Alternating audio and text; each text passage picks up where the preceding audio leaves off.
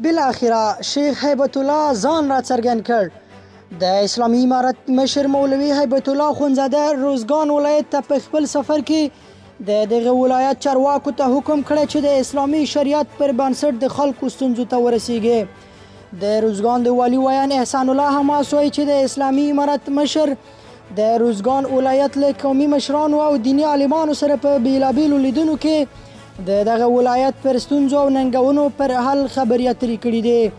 د اسلامي امارت مشر په دغه سفر کې د دغه ولایت له دیني مدرسې هم لیدنه کړې ده.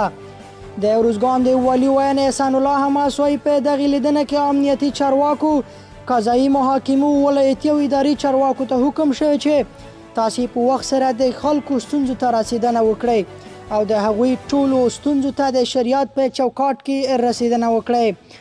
بلخوا په روزګان کې ځینې قومي مشران او دیني عالمانو هم له مولوي هیبت الله خونزاده سره په لیدنه کې د پراختیایي او ښوونیزو پروژو په برخه کې د اسلامي امارت د جدي پاملرنې غوښتنه کړې ده.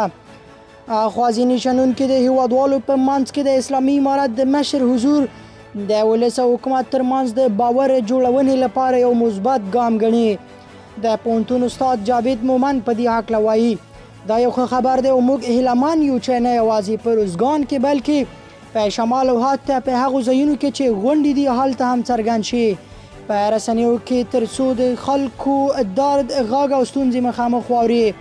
تر دې وړاندې د اسلامي امارت مشر د هرات، فراه، هلمند، زابل، غزني، میدان وردګو او کابل ولایتونو ته هم سفرونه کړي دي.